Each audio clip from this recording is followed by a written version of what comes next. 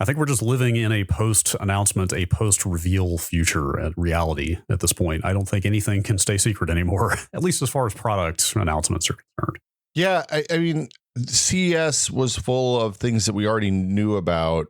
I guess the NVIDIA stuff, they actually kept the lid on, kind of. Yeah, well, sort of not. Like the specs actually were pretty close to what had been rumored. The prices not quite, but we're minutes since the Switch 2 announcement at this point, or announcement. I'm making shitty air quotes here because there was literally nothing that we didn't already know by the time that video hit. And it looks like all of that Genki stuff from CES was just straight. Oh, it was straight real. It was straight legit. Like there was a story going around post CES that Nintendo lawyers have been in contact with Genki. I mean, it does seem like a pretty substantial mess up on their part. Yep. The Switch 2 thing looks like, it looks rad. I don't know. I think it looks great. Yeah. Like I'm stoked. Like actually, you know what? It's stupid. I'm most excited about the actual the stand actually being a working stand. Really? Dude, are you the mythical playing Mario Kart on a rooftop with your friends person? I'm going to go and tell you, there are so many times that I've been places with my kid where we've had the Switch and it would be nice to be able to kill 20 minutes playing a video game. Sure. But the shitty stand on the existing ones just doesn't work. Wait, I thought it got way better on the OLED. Dude, the OLED just sits. The OLED's Gina's, so it just sits in the dock connected to the TV, except for when she's playing Mario Kart or Animal Crossing. Okay. I don't know. All right. And the light doesn't have one, of course, which makes sense, kind of. Yeah. But yeah, no. The USB port on the top, because when I play my Switch, it's never charged. So I'm sitting in a chair and I have to plug in, and it's annoying to have the plug on the bottom instead of the top. Wait, do you think that's what that's for? Yeah. You think you'd be able to charge on both ports? I assume so. What do you think it's for? I kind of figured it was like a feature connector, maybe USB headphones or something. I don't know. I don't think they're going to. I mean, I think they do Bluetooth headphones, if anything. I mean, the right thing, the Apple-like thing would be to make all the USB ports charging ports, but Nintendo is definitely not Apple. But on hardware stuff, they kind of are, because like the whole point of the hardware is to get out of the way of you doing the thing that you want to do with the thing, which is play games. Yeah, kind of. Like, so my car for example, has 5 USB ports, and only one of them works with CarPlay. Do you know how they denote that? How's that? It has a white box around it that says USB. That's it. So like the rest of them are just dumb charging ports. And it's a terrible way to communicate this. So they have to, like, if they're only going to let you charge on the bottom one, they have to communicate that somehow, or they have to give us a right angle USB-C plug, which I guess is probably the right answer. Yeah. I mean, honestly, I have no idea what else that top USB-C port would be for, but I mean, they could put a little camera on it, just like they have the long history of Nintendo having a hat camera. Yes, bring back the Game Boy camera. Yeah, exactly. And call it the Game Boy camera. Or just make it a thing where you can get an adapter and plug your old Game Boy camera into that. That's even better. Now we are talking. Yeah. A lot of stuff to be revealed about that thing. I really want to know what kind of internal and external storage it's going to use. I cannot wait to see what they do with the mice. Is that a real thing? Both Joy-Cons are mice. Both Joy-Cons, they have optical sensors on the edges, and you literally turn them on their side, and you can use both of them as mice. It's rad as hell. Why?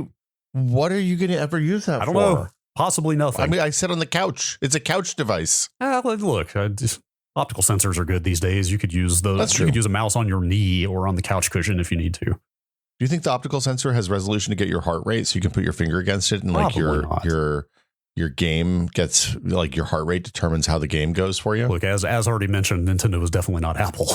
Nintendo loves a human body sensor. That's true. Actually, you're not wrong.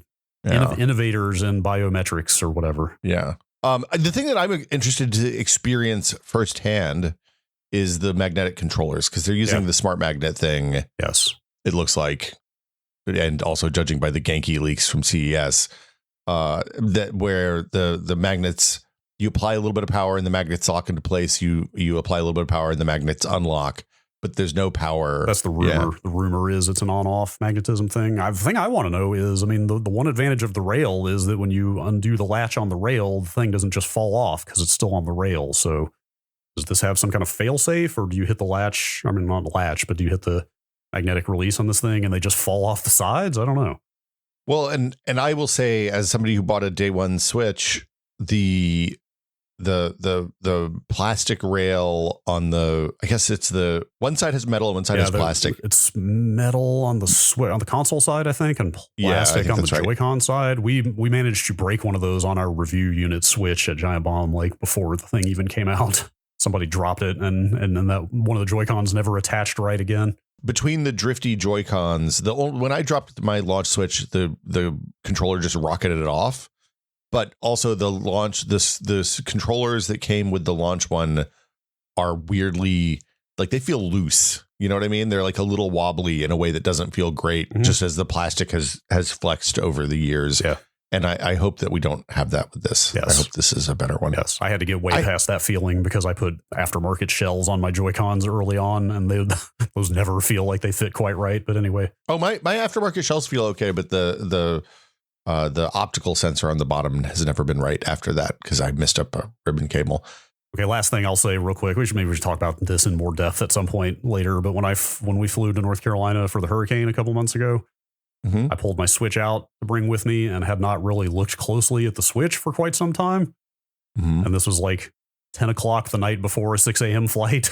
And both of the Joy-Cons were bulging like dramatically. Like the batteries were swelling badly in both of those Joy-Cons. Well, it's 11 years old now, 10 years old? No. 8, almost 8. Came out in 2017. Oh, right. We got it when my daughter was 3 because she was watching me play Zelda, Breath of the Wild.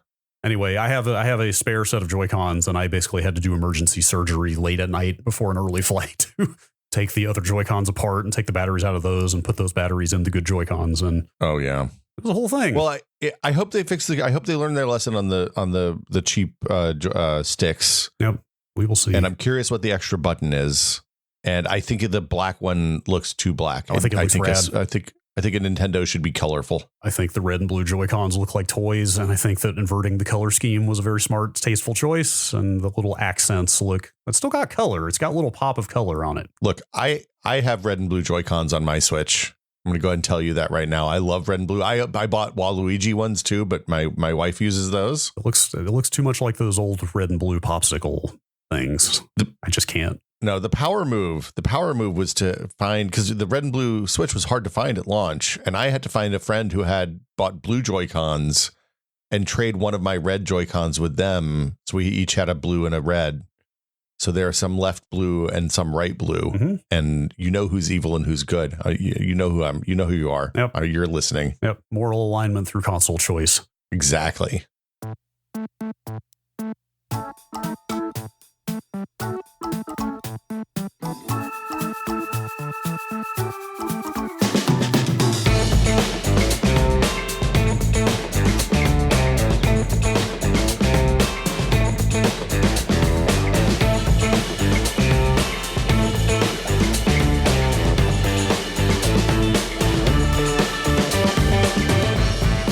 Welcome to Brad and Will Made a Tech Pod. I'm Will. I'm Brad. Apologies for the audio issues last week. My mic was hot, and I didn't realize it until it was already too late, and we had recorded an episode. Yeah, so I had gotten most of the way through editing the episode before I realized it was a real problem, but also I went back and checked your recording, and I don't think there's much to do when you're clipping in the original recording. There's not a whole lot you can do, I don't think.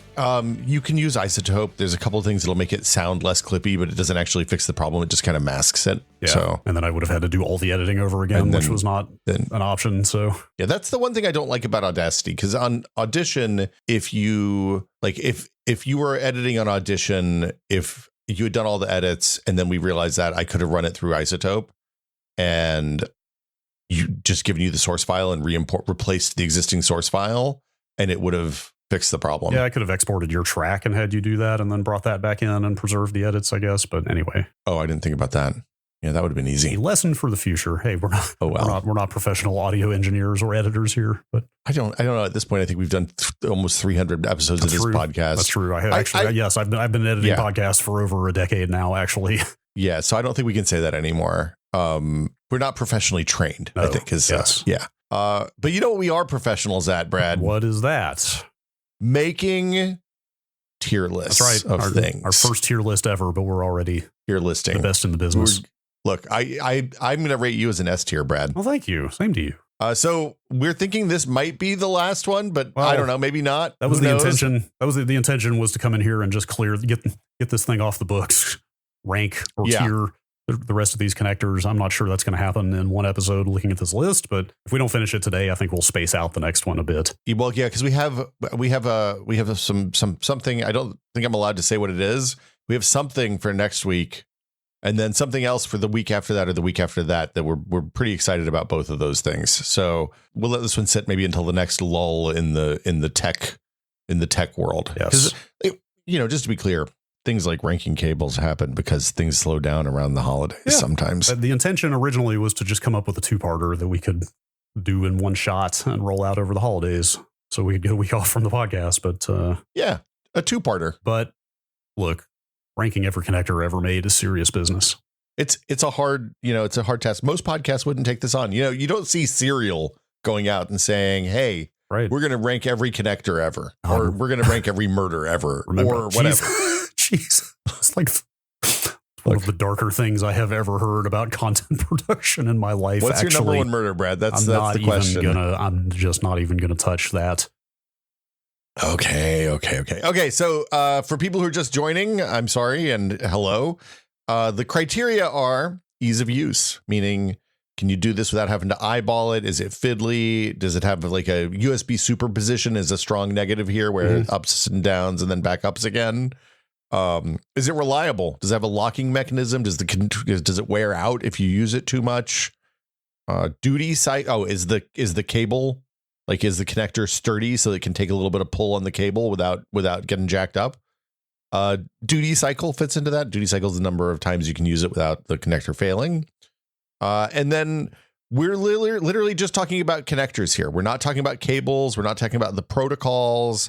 We're not talking about what runs over the cable necessarily. So like in the example of an RCA cable, that's the RCA component, RCA audio, composite video, component video, all the same connector as far as we're concerned. For this. I mean, I'm going to continue applying a soft, what does this connector let you do standard to this ranking. Okay. But so here we've done a bunch of these already. There's a spreadsheet shared in the show notes. Folks made a tier maker thing last week. Mm-hmm. Thank you for that. I said thank you for that. Yeah, thank you. That happened. I was like, maybe somebody will make a tier maker, and that happened before I woke up in the morning. So that was really cool. We've done a bunch already. We're not going to recap, I don't think, because it's too many to go over at this point. Yeah. Although I got shocking amount of support for the Apple desktop bus on the Discord after last time. Look, I got to say, my feelings about the mini micro USB have changed as well, based on arguments from the community. Sure. They don't like it. I think they're right. I think they're right to not like it. Micro USB. I mean, it's not, I wouldn't say it's terrible, but it's not good. We haven't put micro USB on the list yet, though. We've put wide micro. Yes. Straight up micro. I mean, why don't we just do that? Just get in there? Micro USB is, I'm going to say, like C tier at best. Oh, I think it's F. Really? It invented the USB superposition. Okay. So good things. It was the first like widely adopted standard for charging across different classes of devices. Well, no, Mini was in wide use before that. Mini was hardly ever used for charging. Mini was mostly used for data and cameras and stuff like that. You mean like a standard for charge? I mean, plenty of things did charge over Mini USB, but I guess maybe it was not standardized in the sense that like the EU mandated it or whatever. I think the only things I can think of that charged on USB Mini were the PlayStation PS3 controller, 2 controller. PS3 was over Mini USB. And the Wii Pro controller was also USB Mini. Right, that was also Mini USB. But like there were a bazillion cameras and camcorders and stuff that couldn't draw enough power to charge over USB at that point. Interesting. Okay. So it wasn't until micro that we got into the PD and all that stuff. Yeah, we're talking Mini USB A to be clear here. Yeah, the one with the flanges. Flanges? Mini is the flange. It has like a, I don't know. It looks like it's got a little whoosh. Yeah, it has a swoop on the bottom. Yes, the bottom's wider than the top. That's right, noticeably so. I think that's better than a micro, right? I don't know. Those both are the same kind of mediocre to me. Honestly, one is just slightly bigger than the other. Like what advantages does micro have over Mini? I mean, is it a power delivery thing? Like, is there actual difference in the spec there? No, I believe they're physically compatible. I think it's cheaper to make, probably, is why it got popular. Because it's smaller. I mean, if anything, it is also smaller. It's smaller and thinner and lower profile. It's also much harder to discern top from bottom just by looking at it, even. Yeah, because I guess you're right. The top and the bottom are almost the same. I mean, if anything, I think micro might be worse than mini because it's flimsier. Oh yeah, I think mini is a firmer, stronger, better connector in every way that is important. Not that much better, to be clear. I think they're both kind of whatever. But I'm gonna say mini B is like a C. Wait, we're talking mini B or mini A? Well, I mean, I might as well do these both at the same time. I think mini A is rare. I don't think we need to talk about mini A. Hardly anybody uses mini A. Oh, I'm sorry. I have been using the wrong terms here. I have been talking about the mini B this whole time. Wow. Yeah. I did not realize. Mini B is the one you know. Yeah. Both of the connectors we're ranking here with any real familiarity that people know are Bs. Mini B and micro B are the ones that we're talking about here. I looking at mini A and micro A. I don't think I've ever seen either one of those actually. And apparently the A connectors are the host side connectors, correct? That I believe that is correct. Yeah, they're usually denoted by white in plastic inside the sheath. The mini A is a weird shape. Even it's a different shape than the mini B. The micro A is basically the same shape as the micro B. Yeah, it looks a little more squarish. It might be a little more square. I don't know that I've ever seen a micro A. I've definitely seen a mini A before on like a GPS receiver or something weird. Okay, but basically something you're almost never going to come into contact with. I mean, we're talking connectors that plug into cameras and controllers and phones and things that people actually use. Yeah, I don't think we should talk. I don't think I'm not positioned to rank either of those. I don't think. Yeah, the A's I think are too obscure to even bother with here. But anyway, so we're talking about mini B and micro B. Just a point of order here. And now I am educated here that these are both B connectors. USB, man. Yeah, too many B's. I feel like the preceding conversation knocks a tier off of both of these just on general principle. The fact that this is that confusing, I think mini B is a solid C tier, right? It's not easy to plug in. It's pretty reliable, but it has probably the same problems as micro B, right? Yes. USB micro. Yes. But I think micro is a solid, like I would put micro down with lightning in the F tier if it was my personal ranking. They're both Garbo. Still, I will never understand your animus for lightning. It's proprietary garbage. Well, it's because there was nothing better and they got tired of waiting, so they had to make something themselves. Lightning's in S tier. We got to fix that. Okay. We'll deal with that when we get to the top of the list. I think micro is a solid like D. F yes. D at best. I think micro. I'm just going to write it in here. Right after USB 3 micro B, as a matter of fact. Yeah. I'm going to say mini is a C. Like in my mind, mini is a snugger connection, is a bit sturdier than micro. Micro just feels very flimsy to me. That works. All right. So we're gonna have to revisit lightning at some point, but in the interest of moving forward, I'm gonna let this go. I don't know. I don't know the lightning is S tier, but I don't think it's much below A. Lightning is. I think lightning was a bad design that got better over time. Okay. What else? I picked some big ones there at the start. What do you got? Maybe we should just start at the top and go down for a bit in the interest of putting this whole thing to bed. Did we do USB type B? No, we did not. Unhighlight that. Okay, sorry. Sure. We could go ahead and do that while we're talking USB. Okay. Well, then I won't unhighlight that. That's the printer one, right? That's the host side. Yeah. That's like the printer, or it looks like a square with the two top corners cut off. Right. It is the other end of your original USB cable that plugged into the printer or the hard drive or whatever. Oh, there were hard drives that use those? Yeah. I'd swear, like printers, I think, are the only thing I can ever think of plugging a Type B USB connector into.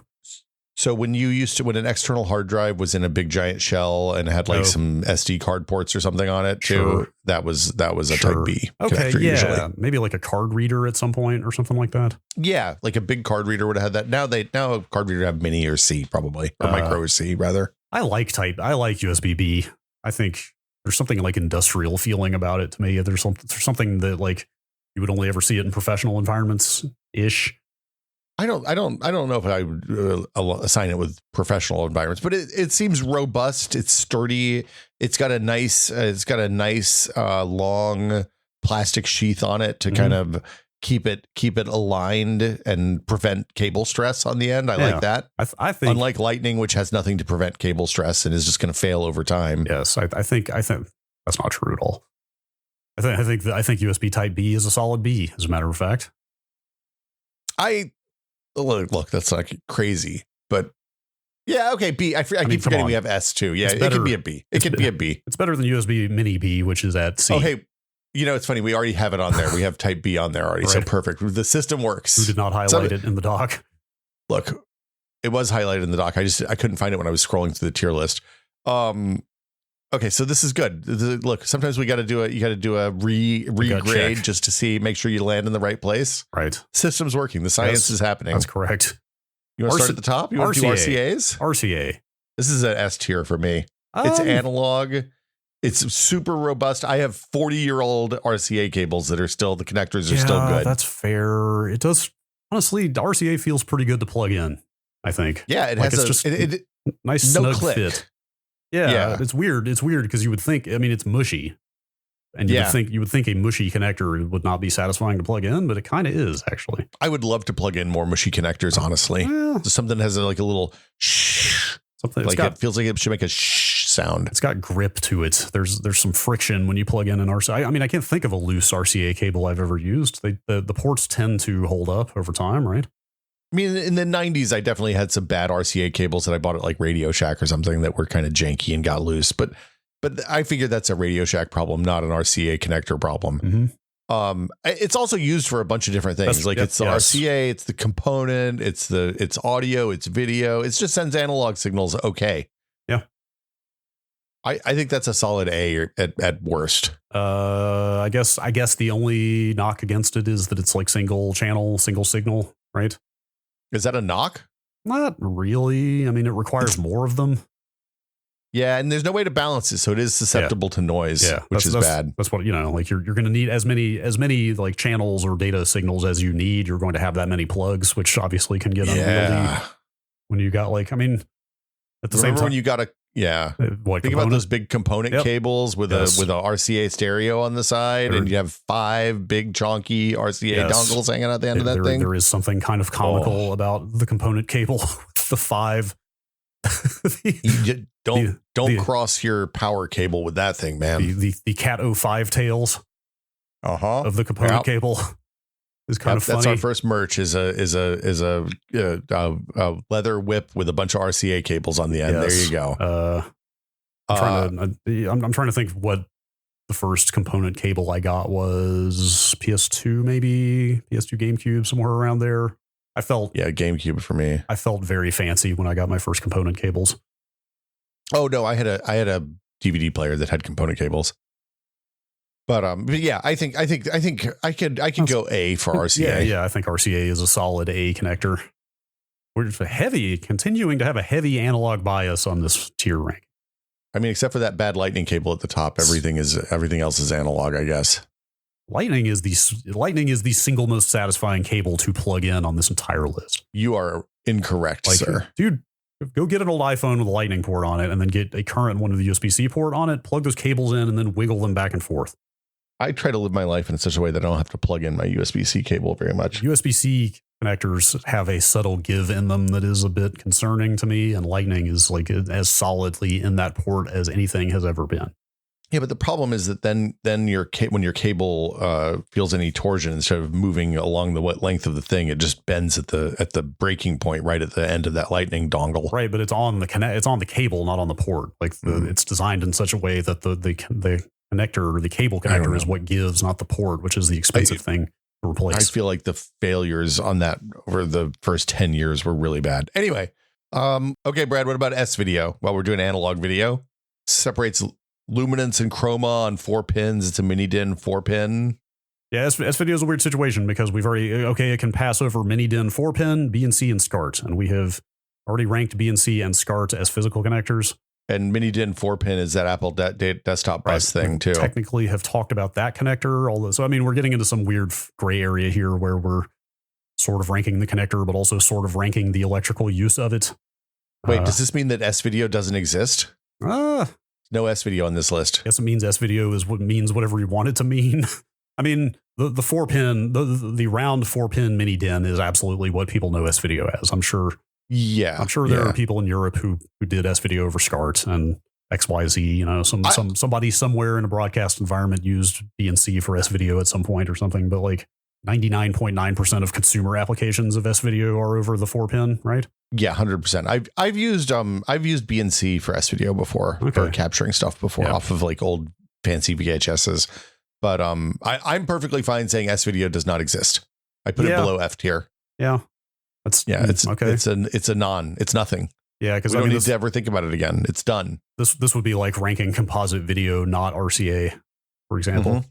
I guess you're right. Although composite video can go over like a million different things. The rules are complicated. Yep. I mean, theoretically, you could do composite video over 2 coat hangers, right?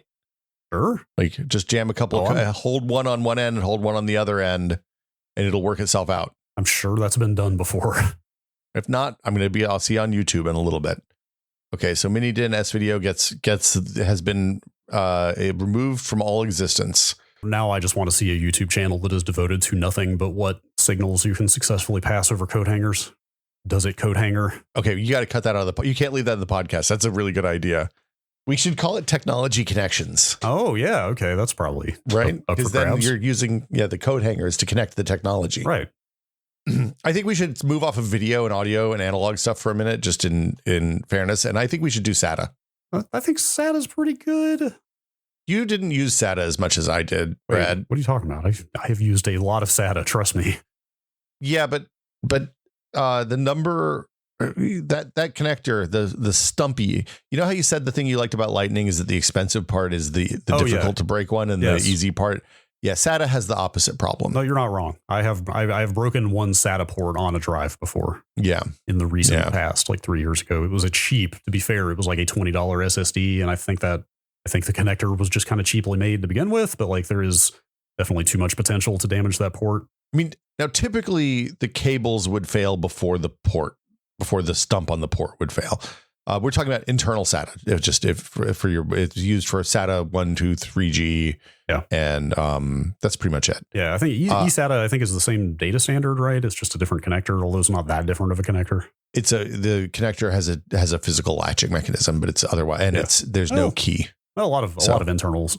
Actually, the optional internal latch on SATA is also a weird situation where some cables have it and some don't. Really? That came later. That was a post SATA 1 thing, because it was a problem with cables coming loose in shipment on computers. Yeah. Does that mean there are some drives that don't have the latching mechanism? I would assume. I feel like I have had cables with the little metal latch that don't actually latch. Like you can still just pull them right out. Doesn't click. Yeah, that makes sense. I find it more useful on the motherboard end. The drive end, it's hard to unplug usually accidentally. I think, look, for me, SATA is a middle of the road, right? Yeah, like it's fine. It does the job. It's okay. Relatively, it's nice and small. I like that. Like you can pack a whole bunch of ports all in that one little spot on your motherboard. I was like a big part of my enthusiasm was how much better it was than what it replaced, or at least in the sense that it saved a lot of space over your 40-pin IDE connector. Yeah. Yeah.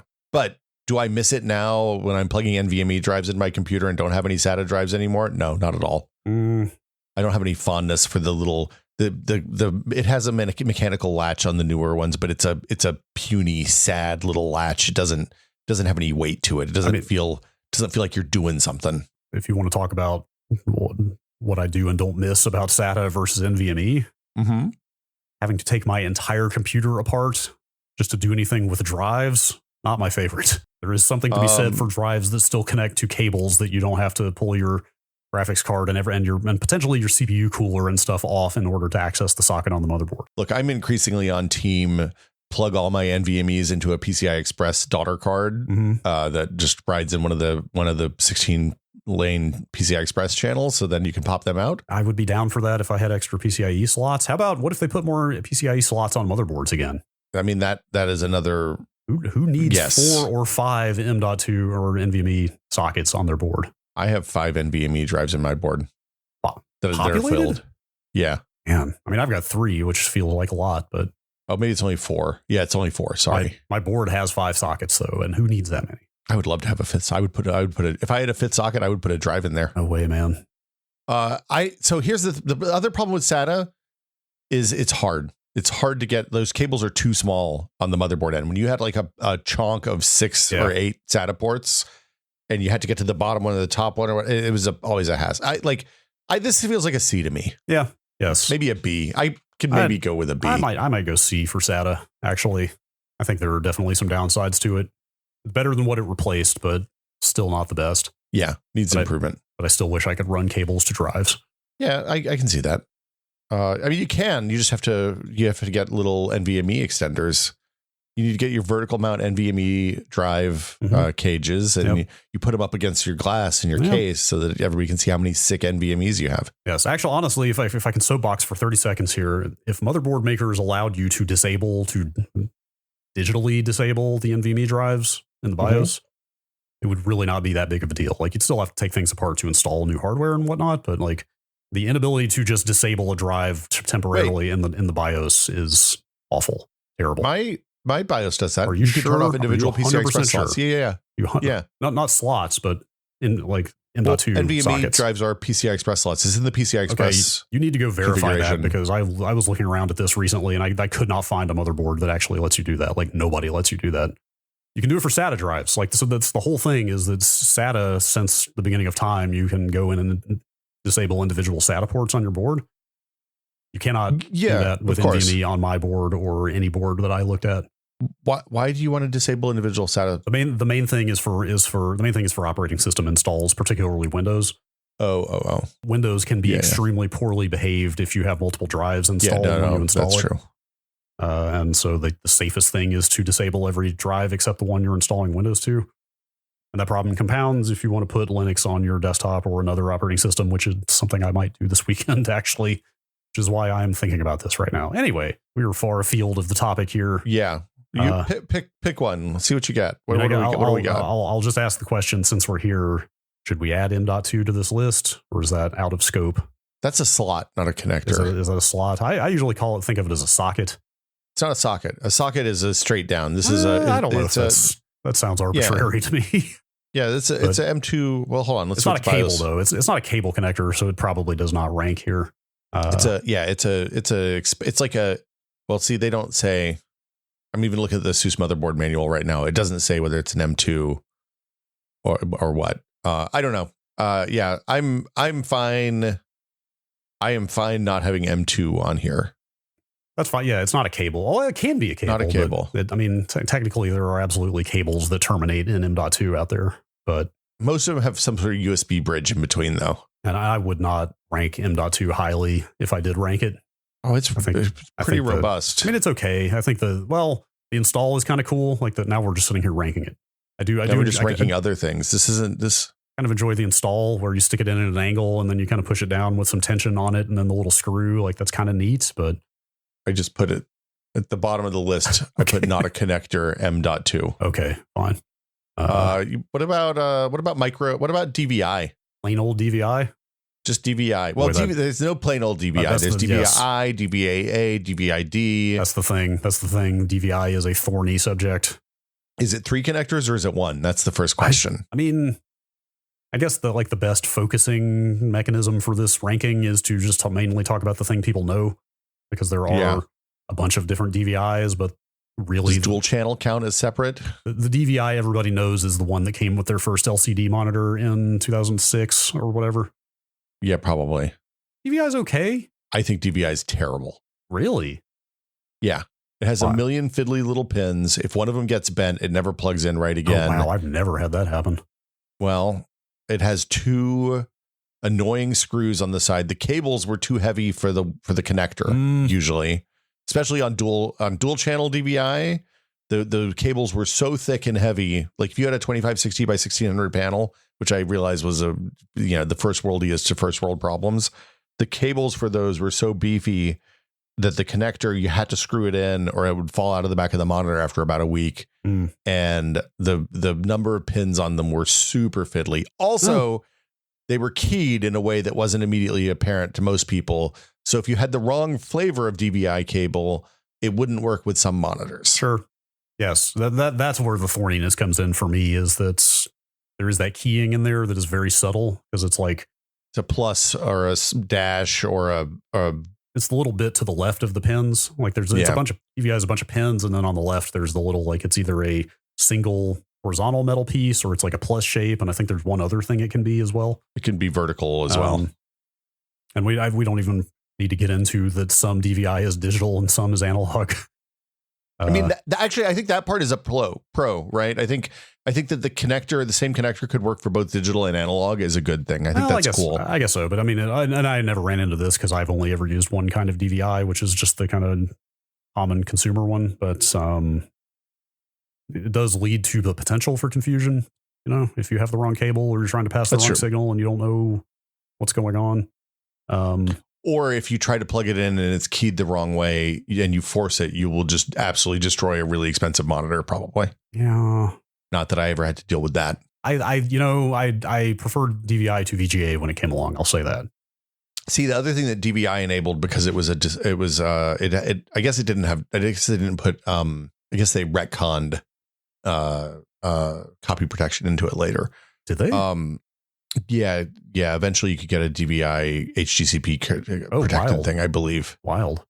I'm going to go and tell you, I think like the fact that it required screw-on things to lock it into place on the side is like minus 3 tiers immediately. Well, hang on. Do we have anything else on this list that screws in that is ranked highly? Oh, yeah.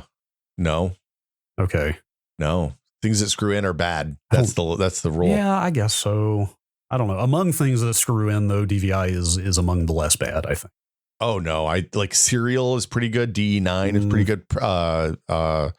VGA, okay, I guess. DE15 or whatever that is. Yeah. The joystick port, the DA15, that's fine, I guess. I mean, it's not great. None of them are great. This is very situational and pretty relative, but I just remember when DVI came along, I was excited you could get a digital connection for your signal finally. Because like if your first, I don't know what your first LCD monitor was. Mine was the classic Dell 2005 FPW. Remember those? My monitors. Oh yeah. The monitors. That's the only LCD you had until you got these new ones ever. Yes.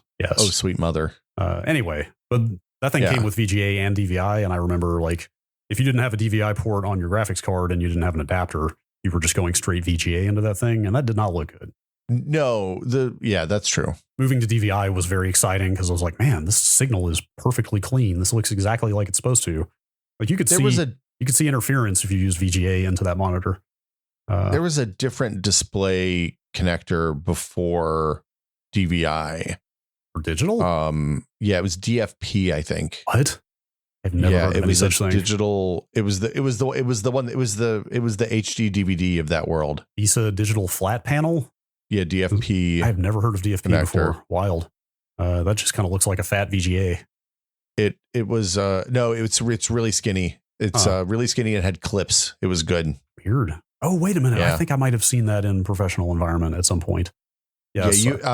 I feel like Mac monitors had that for a minute, and then also like because it filled the gap before DVI took off. Huh. But anyway, we don't need to talk about that one. It's not a like they sold like 18 of those probably. Yeah. Yes. I don't know. DVI could be like a B or a C to me. I feel like a C is appropriate. Sure. I have put DVI at C. Just because, again, I'm gonna establish I have a bias against twist screw locks. Real quick, just because I meant to mention this and got sidetracked, but eSATA, since we already did SATA, I meant to just say let's also rank that one. And my initial suggestion was literally to put eSATA on the same line as SATA, but you tell me. I used eSATA a fair amount. Okay, so you've used it more than I have. That hard drive enclosure I've talked about recently has eSATA on it, and I looked into getting an eSATA cable because the USB is so slow. Ultimately gave up on that because I found there are other reasons that enclosure is slow. But eSATA feels like it kind of came and went.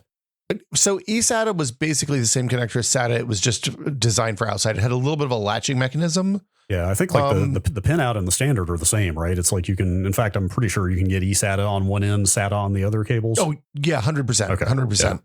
Yeah. They were shielded. The cables were shielded, which was important. Right. The connector was fine.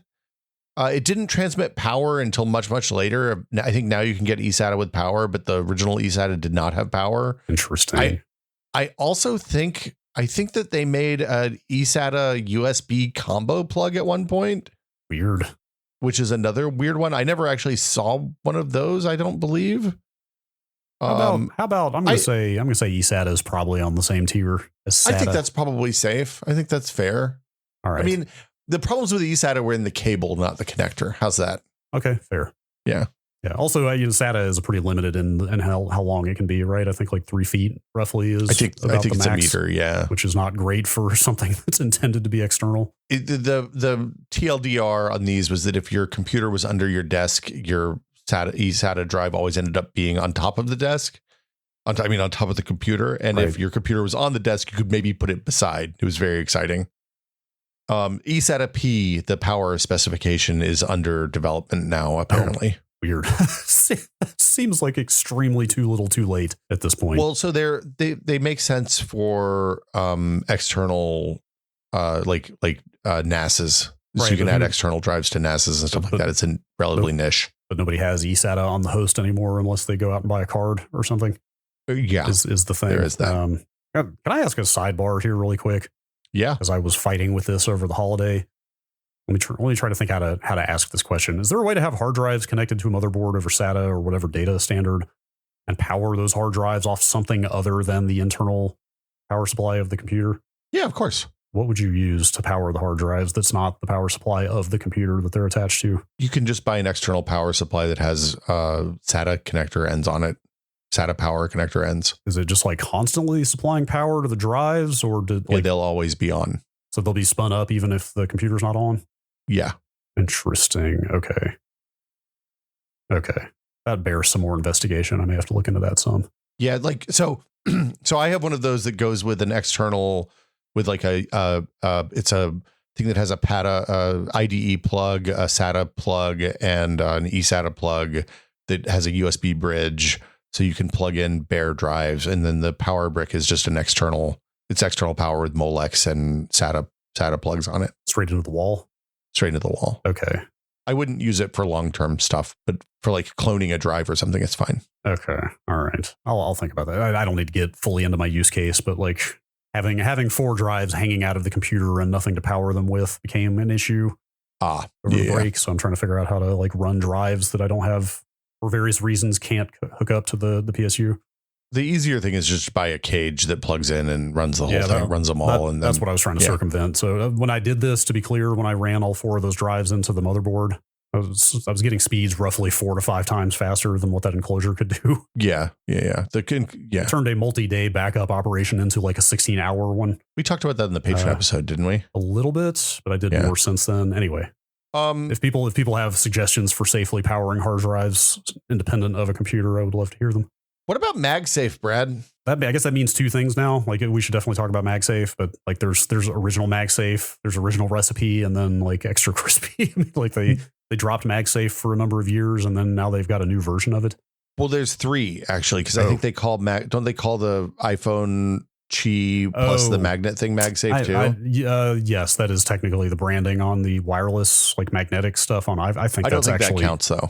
A, it doesn't count. B, I think they should have come up with a different name for that. I think that is too much brand confusion, because MagSafe to me is laptop power connectors, not wireless phone accessories. I think I'm comfortable bundling both the modern incarnation of MagSafe and like the 2010s incarnation of MagSafe for laptops. I think they're the same. In practical use cases, or like in usage terms, I should say, they're the same. Like I'm sure there are differences in the amount of power that can be delivered and probably some other like smart sensing features, but like in terms of how you use them, they're basically the same thing. MagSafe is rad. It's a great idea. Yeah, S tier for me. Solid.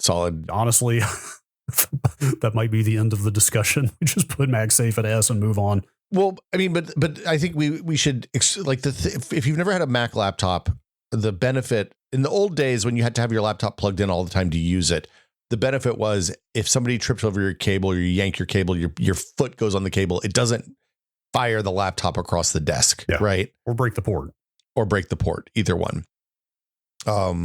with which like doesn't make as much sense when you're at your desk, but if you're like plugged into a wall at an airport or something and you're trying desperately to get a charge and some yutz rolls by and kicks the cable, you don't lose your $3,000 laptop, which was really nice. It's a great idea. I have not seen a lot of breakaway cable options, but of what I have seen, it's the best one by far. I think it's up there. Yeah, it's definitely up there. The other solution, like IBM used to do a relatively low friction power shaft, like a dipole power thing, and that would come out easily. But if you hit it the wrong angle, it would still fire your laptop across the room. So I'm a fan.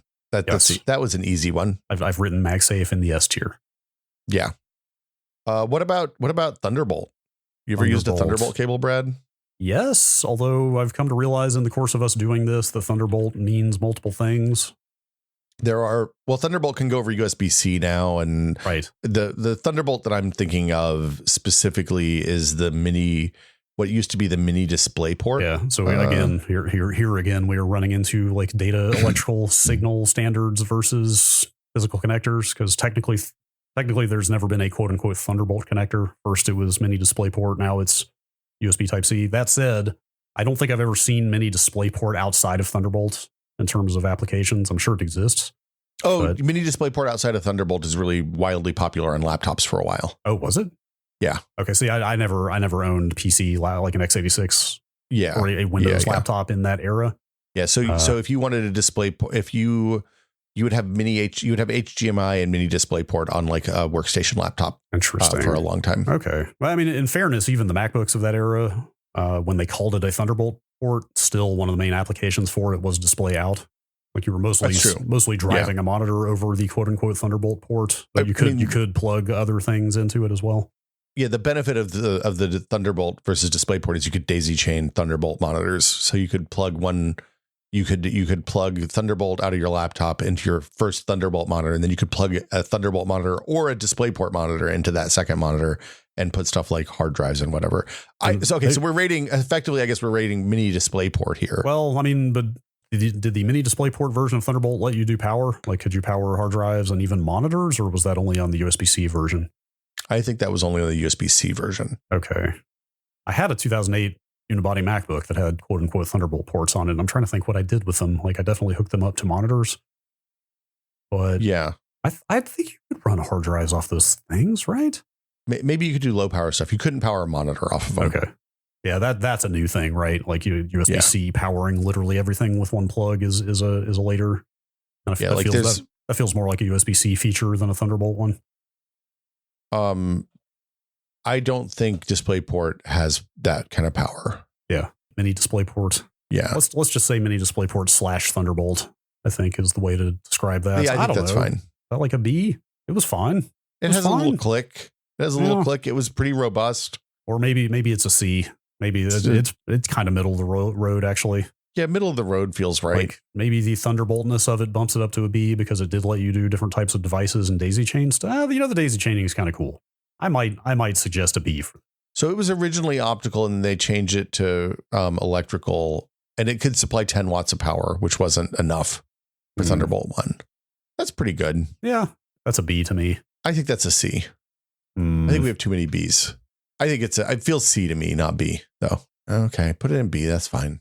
Firewire's in B. I think it's probably as good as Firewire. Yeah, yes, I think it's in that same ballpark, and in fact, even similar use cases, right? Yeah. I don't think I want to touch USB-C yet. That seems like a third rail of this podcast. USB-C, what about RJ45? I was going to say USB-C and USB-A, like 2.0A, are both. Yeah, I'm both just kind of like dancing around them because they're such thorny subjects. RJ45, yes, we should. Do you want to close out with RJ45 here? We can do that. I don't like RJ45 very much. Really? Like, it's fine.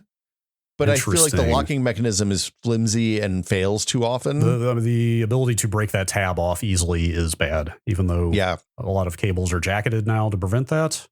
That also often makes it worse. You think so? Yeah, because then you can't push the tab down to unlock it easily. So hang on. How common is that? Because I wanted to come in here. I liked the jacketed thing where you could not break the tab off. We're talking about. I don't like jacketed. Just to be clear, RJ45 is what most people think of as Ethernet. your network the cable. Ethernet plug. Yeah. I liked the ability to not break the thing, the little shroud, the housing shroud. But okay, I might have mentioned this before. Like 6 or 7 years ago, at some point, I was just like, you know what? I just need a bunch of network cables. I'm doing a bunch of networking stuff at this point. I just need a supply. I went to Monoprice, which I think at that time was still the go-to for cables. I'm not sure that's the case anymore after they've changed hands like 3 times. It's not cables. I do cables to go a lot, but Monoprice is still fine. But at the time, I was just like, okay, I'm just going to spend the money. I went through and just added to cart like 1 foot, 3 foot, 6 foot, 10 foot, like 5 of each cable. Yeah. I've even got a few 6-inchers in there for like very short applications. I just was like, I'm going to buy enough Cat 6 to never need to buy Cat 6 again, unless I own a house or something. Those cables are so fucking infuriating. I have thought about cutting them all in half so many times. You don't understand. Little housing. The jacket. It's too stiff, right? It's so fucking stiff. Yeah. I finally gave up a couple of years ago and bought a special pair of needle nose pliers because I have to use fucking pliers to get those cables out now. Like I have worried about breaking the port on my PS5 or my NAS or the motherboard or like, so many devices so many times because that thing is so stiff. My thumb, I literally cannot get the fucking cable out without special tools. Maybe RJ45 sucks. I use wire snips to cut those off, to cut the little shield bump off around the thing. Okay. But at the same time, it also fails the other way because the plastic on the retention clip eventually gets not springy enough and then it stops retentioning. Yeah. So for example, the other day, my wife walked in and she bumped the Ethernet cable when she was talking to me on the other side of my desk. And all of a sudden my computer was off the internet. Nice. So I have to replace that Ethernet cable now. Great. Now, the nice thing about RJ45, it's probably the most complicated cable on this list that I roll my own for. Because I still crimp my own RJ45, my own Ethernet usually. Given the big Monoprice buy example I just gave, like I think what you're talking about is what I should have done instead of just buying a bunch of cables. I should have learned how to make my own Ethernet cables, and then this would maybe be less of an issue. But being able to make your own cables is pretty cool, I have to admit. Yeah, that to me is a real. Is this going to be our first? I think this is our first digital S tier. Wait, I'm sorry. What? You can make your own. So when the end gets broken, you just cut it off and put a new one on. Hang on, we just sat here and complained about it for 5 minutes, and now you're suggesting S? But you can make your own. Yes, but you're still left with wild card an RJ45 at the end of it. Yeah, that's true. Okay. Look, I got high on the idea of making my own cables for a minute there, and I lost all judgment. It's very cool. Don't get me wrong. I don't know. It's still decent. It's still a decent connector, I guess, despite all the problems that we're stuck with it forever at this point. It's never going to go away. They're never going to upgrade. No, maybe not forever. Nope, forever. Given the difficulty of reaching 10 gigabit per second on RJ45, I actually don't know if it will be with us forever. Maybe for the rest of our lifetimes. Yeah, we have 10 gigabit RJ45 right now. We do, but it's not great. Like it was pretty rough getting there. Yeah. I don't know if they'll be able to extend past that. Granted, again, like are the majority of people living right now ever going to need more than 10 gigabit? Probably not. No. But so what do you think? This is a B? Like I would have said a C or a D until we introduced the ability to make your own, which again is pretty great. And that's not cheap, right? To be clear, like a giant spool of Cat 6 is pretty cheap, correct? Well, okay. So in the old days, it used to be the way, like the reason I make my own cables is because I bought a spool of Cat 5e like 15 years ago, and I have not used it up yet, even wiring the entire house. That'll right. happen. So yeah, it's the cost of doing that for me now. If you want a 5e Ethernet cable, I got you in like 5 minutes. It's no problem. Man, it costs nothing. That sounds fun. Even with all the issues with this connector that we just mentioned, it just sounds fun to sit there and make your own cable, especially a cable of exactly the length you need. Well, the problem. Okay, so that's the other thing is you start out this process and you're like, I'm going to make exactly the length you need, and that's a terrible idea. You always make like an extra 3 feet. Yeah, of course, because you need to have some slack. Of course. The thing I will say is that in the era of Amazon selling 6 foot Ethernet, 2-pack of 6 foot Ethernet cables that are tested and machine made for $5. It's much less. Like Ethernet cables were expensive when I bought that spool of Cat 5e, and they're not now. It's less of a cost saver, but you still run into issues. Like I said, even like supposedly quality store-bought cables can be infuriating to use, like those monoprice ones I bought. Yeah. I mean, the thing I will say is when I wanted like a weird length cable, I wanted like a 16-foot cable to put a camera on the bird feeder out in the backyard. Right. I just went and made exactly the right length. That's what I meant really about, nice. That's what I meant about making the exact length. Like, obviously you leave some slack, but what I mean is like, you wouldn't have to buy like, say, a 30-foot cable for a 16-foot application and have a ton of slack left over, or have to coil it. Yeah. This is my new Northern California business, Bespoke Cables, Will's Bespoke Cables, Will's Old Time Cable Co. Artisanally sourced. THYME, I guess. I don't know. Farm to desk artisanal cables. Yeah, exactly. I'll tell you where the plastic was farmed. I could maybe see it going up to B when you add in the ability to make your own. Otherwise, I would say like C. I think B bumps it up, maybe. Yeah. All right. You make your own B and C cables though, too. Yeah. Does that mean they need to go one above S? No. B and C is S already. I know. Maybe they need to go super S. Or we need like SS. Well, not SS, but S plus. Sure. Should we just talk about RJ11 since we're here? Because it's like, I've seen it described as the baby brother of RJ45. It's I think at this point it's moribund. I don't think, like, do you have an active RJ11 cable in your house? I do not, but what was I just looking at the other day? It was a Pi KVM competitor. Ooh. I think it was called the Jet KVM. Is that right? Yes. Let me just triple check. I don't know if that thing's any good, to be cleared. This is not an endorsement. It's currently running on Kickstarter. Okay. Although, can Kickstarters run forever now? Because I get the sense this they Kickstarter changed the rules. Yeah, I don't know how it works now. I feel like this is just like some ongoing Kickstarter now. Yes, there it is. They are using RJ11 as an extension port for this thing. So a lot of times people use low data RJ11 for if you need my steering wheel has an RJ11 port that goes to, I think, the pedals for like relatively low data. Yeah. Stuff like that. Similar to how I've mentioned like my Pi KVM, they're using RJ45 to access the power and reset functionality of ATX pins. So it's one of those things where, like, it's all just electricity at the end of the day. You can send signals for whatever over any port that you adapt to your purpose. This thing, let's see. The RJ11 extension port functions as a serial port, allowing communications with the Jet KVM. This port is key to adding extra hardware and functionality. Blah blah blah. Yeah, like it's just a little expansion port basically. So presumably they'll come up with hardware add-ons for this thing that go over RJ11. I think that's cool. How old is RJ11? Like, it's old, from the 40s, 70s. No. 50s. No, before RJ11 they had a 2-prong. It was like a circular thing with 2 pins that you jammed into the wall for your phones. Do you know what the Wikipedia page is titled that RJ11 takes you to? Wow. Registered Jack. That seems right. Just call me Registered Jack.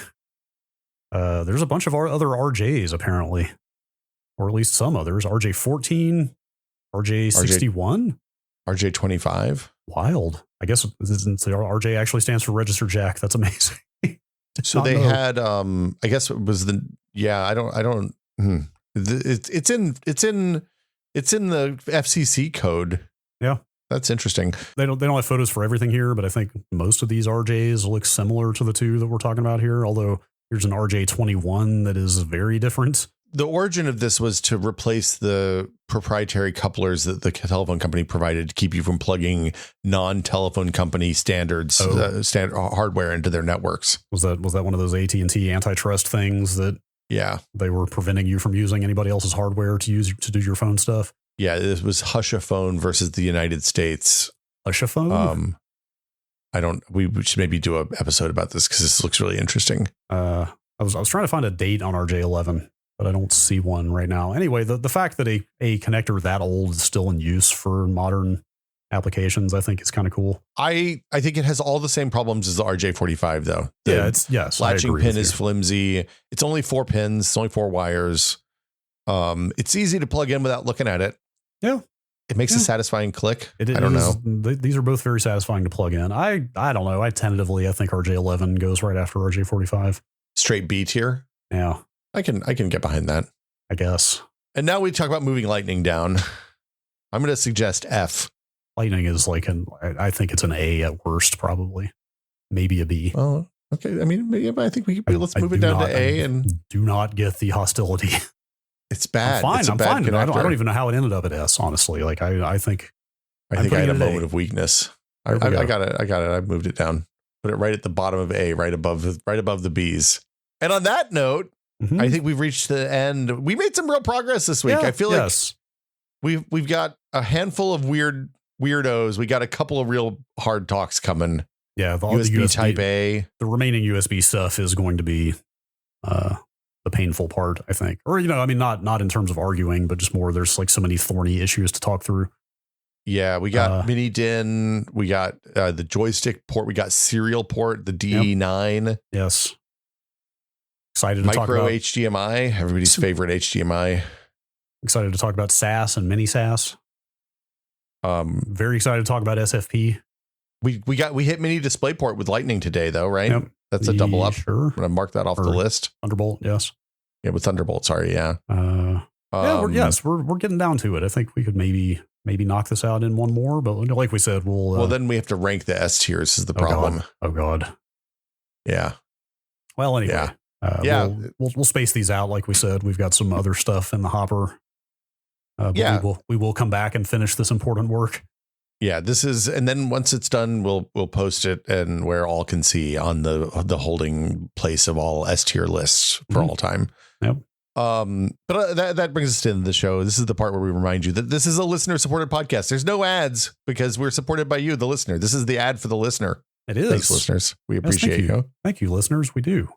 If you would like to find out how to support the show, you can go to patreon.com/techpod. Again, it's patreon.com/techpod, where for $5 a month, you get access to the Discord, which is full of really smart people who are making good points about the bad decisions we're making here on the ranking list and a bunch of other stuff all the time. I don't think we're making bad decisions here, for the record. No, probably not. I assume that these ranking of cables episodes have more people yelling at their radios in the car than a normal TechPod episode, but I don't know. Oh, certainly. Let us know. That's probably a high bar, though. Yeah, we do. We have weekly threads in there for each episode, so you can talk about the episodes, ask questions, follow up, add things that you think are interesting. We have like the bazillions of different areas dedicated to everything from old computers to like headphones and speakers and keyboards, all the way to stuff like gardening and parenting and making music and taking photos. It's a lovely place to hang out. Yep. Cooking. Yeah. Yep. I shared my eggnog recipe in there. Got an email from TikTok that said thousands of people watched my TikTok about eggnog at Christmas time. Hey, you actively make TikToks? I did not know that. Not that often, occasionally, when the urge strikes. I'm going to throw out what we discussed prior to this episode real quick. Yeah, it's tentative. Frankly, I think we probably mentioned this 2 or 3 years ago and then never got around to following through on it. But the idea of doing the Halt and Catch Fire watch has bubbled back up for no other reason than I've just always wanted to watch that show, and I have always been saving it for this podcast. So we might kind of curious to hear what people think in a 2025 context on the Discord. If that's something people are interested in or not, we'd probably, I don't know how we would space it out. We'd probably like cover 2 episodes per episode and space that out in some way. So I watched it. I watched the first like 3 or 4 episodes years ago and was like, oh, we should do this on the podcast right when we were starting the podcast. Right. And then it stopped being on Netflix. So we're like, well, shoot. That was the thing that stopped us from doing it, is that it's not as accessible as it used to be, but there are still ways to watch it. There's it's on Amazon Prime, and there's a 7-day free trial. Yes, so you can watch it there. It's on AMC's streaming service, which I don't know what the uptake is on that service. Probably not that many people listening have it, but it is available in places. I've been thinking about watching Mad Men again, just to see how that's aged. I never finished it. We got like to maybe season 3 and then didn't finish it or something, but it ends good. Anyway, I would like to watch that too.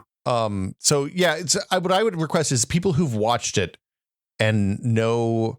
So like for people who don't know, it's about the story of the dawn of the PC clone, right? Yeah. It's the story of Compaq making a closed box clone of the IBM PC BIOS's API calls, so that they can run IBM PC software on their box that uses the same x86 chip. Yeah, it's fictionalized, right? It's not actually Compaq. It is fictionalized. They kind of come up with a stand-in company, but I think they call it Compaq. Do they really?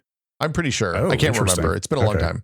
Yeah, but for people who've watched it and are familiar with it, I would love to know I think we're going to start with the first season because I think that's the most interesting one. What people think of like where the breaks should be. If we're going to talk about it on on like 1 or 2 episodes at a time, if it's 1 episode per show, or if we can do 2 episodes per show is what I would like to know. Yeah. Anyway, that's that. As always, thanks to everybody for supporting the show. It's patreon.com/techpod. Thanks to our executive producer tier patrons, including Andrew Slosky, Jordan Lippett, Bunny Thing, Twinkle Twinkie, David Allen, James Kamek, and Pantheon, makers of the HS3 high-speed 3D printer. Thank you also so much. Did you say Bunny Thing? It says Bunny. I just read what's what's on the page, man. Bunny Thing. Bunny Thing. It's going to take me some time to figure out how I feel about that word. Well, Bunny got 20 gig fiber, it sounded like. And then, so now they've moved beyond numbers at this point, I believe. They've ascended. I could see how that might happen. I mean, I would just become zeros and ones at that point. So they have sublimated into the digital ether. I don't know about that, but did you know that Progresso introduced soup drops? What? Brad? No. Yeah, you can get a convenient to go. They call it Progresso soup drops. Soup you can suck on. Is this an ad? It's not an ad. They're not paying us for this. Are you sneaking an ad into the end of this podcast? What are we doing? It's. I'm going to send you this press release. Okay. I'm a I saw it as I was looking for the patron names, and I was like, oh God. Hold my spoon. It's soup you can suck on, and it's like lozenges of chicken noodle soup. Man, this has got to be April Fool's. This can't possibly be a real thing. Just tune in for next week's episode of the Soupcast. Yeah, nothing but soup from here. Oh, are you dissociating right now? They're sold out. I was trying to get the soup drops, and they're sold out until Thursday at 9 a.m. I think Will is losing his grip on reality. We should end this. Yeah, hey, thanks for listening, everybody. Thanks for supporting the show. And remember, please consider the environment before printing this podcast.